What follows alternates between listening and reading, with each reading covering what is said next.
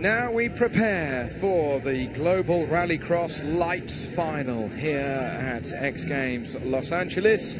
We've got 8 drivers going to be battling over 10 laps for the gold, silver and bronze, and this is how they line up. Wiman on the front row with Sebastian Eriksson, Kevin Eriksson and Mitchell de Jong. He's fast as anything. On the second row it's Nitis. He's new and he's fast. And then we have got Avdogic. He is on the number 4. And then on the third row, Alexander Westland and Harry Chung. They have just advanced from the LCQ a few moments ago. So as we prepare, they've got the 32nd board. These cars all equal in specification, but still a lot of power under their right foot. And we've got some very, very quick guys in there as well, particularly Mitchell de Jong. He's just 15 years old from the USA and a star for the future. Likewise, Avdogic, he's 44 years old and he comes from Istanbul in Turkey. There's a lot of creeping on the grid. Let's see if anybody did make a jump start, but as they come down to the first corner, it looks like Eriksson is going to get swarmed and he's going to get bumped and he's going to get past. And indeed, it's Wiman who leads this race at the moment as they try and get around the hairpin cleanly, and they do. It's a challenge. These cars are all evenly matched. You put your foot down and you've got just as much power as the guy beside you, so it all comes down to driving. And the cars that are in the back here, when they get into pack racing like this, it just slows you down. It's really hard to see through the dust.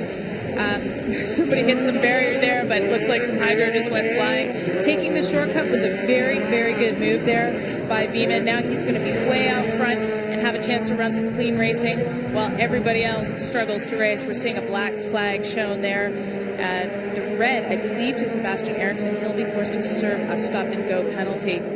Okay, so here's your leader, Wiman, the Finn, leading here as he comes off the tarmac onto the gravel. It's quite sort of shaly through here, quite stony, a lot of gravel rash will be clattering underneath the car, enormous amount of noise that'll be going on inside the car there as he comes around. He's already taken the Joker, so he's got to go the long way now. Here we are. Oh, he's struggling there, isn't he? You can see they put a lot of water down after the LCQ a few moments ago to try and quell and quench the dust. Trouble is, that can then turn it into this very slippery, clay-like surface where the guys can have no grip at all. The course is tough. We're seeing a lot of dust and a lot of mud at the same time. That's one of the challenges of Rallycross. We've got a course with 30% dirt and the rest is tarmac, and it's a transition on all the transitions between dirt and tarmac. They're going to struggle with traction, and every time they get to a corner, it's going to be a different challenge.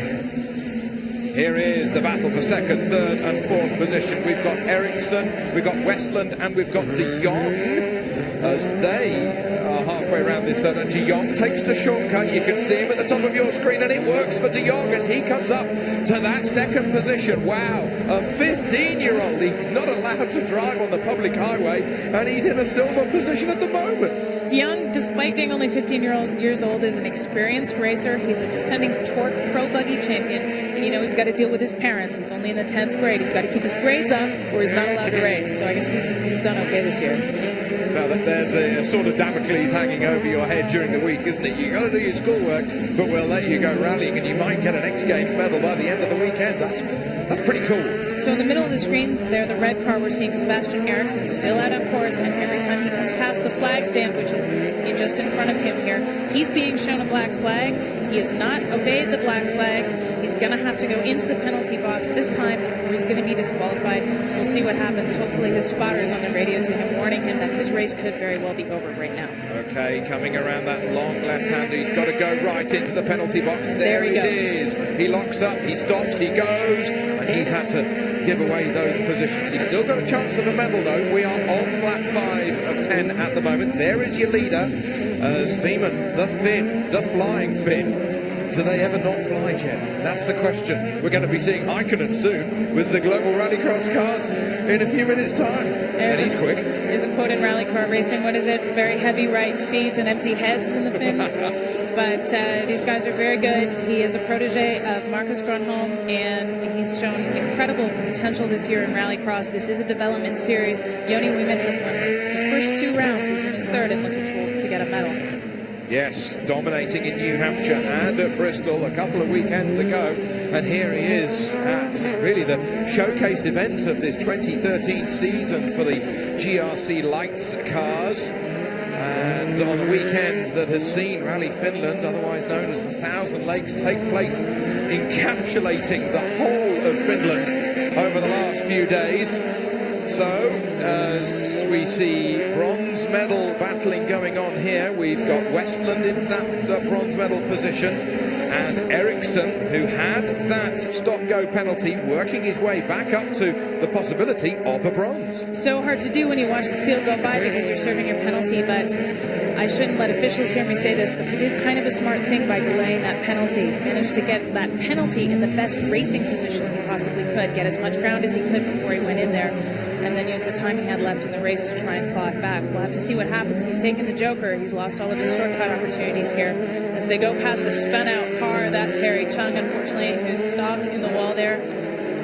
Looks like he'll get it going again. These guys never give up. Okay, Harry Chung, first time in a final for the GRC Lights. And a man who certainly knows what he's doing behind the wheel. 6th place finisher in the 2012 Ferrari World Challenge. I've seen those guys race at Mugello in Italy, and they are absolutely nose to tail. There is nothing between them. So Chung's got in the final of something completely different here with the GRC Lights. Okay, lap 8 of 10, we are on. The leader, the Finn, still is just miles ahead of the rest. Nobody's really close. If I count 2, 3, 4, 5 seconds, I'd say, back to De Jong in second place and silver. This is the kind of driving that we see from Wiman. He's clean and he's tactical, and you know, he's working under this tutelage of Marcus Grunholm. That's kind of what I'm going to expect to see from him, and it'll be really exciting if, when he is satisfied with his victories in this class, he moves into the supercar class. Well, that'd be great to see. He's 19 years old at the moment. He's had some circuit racing experience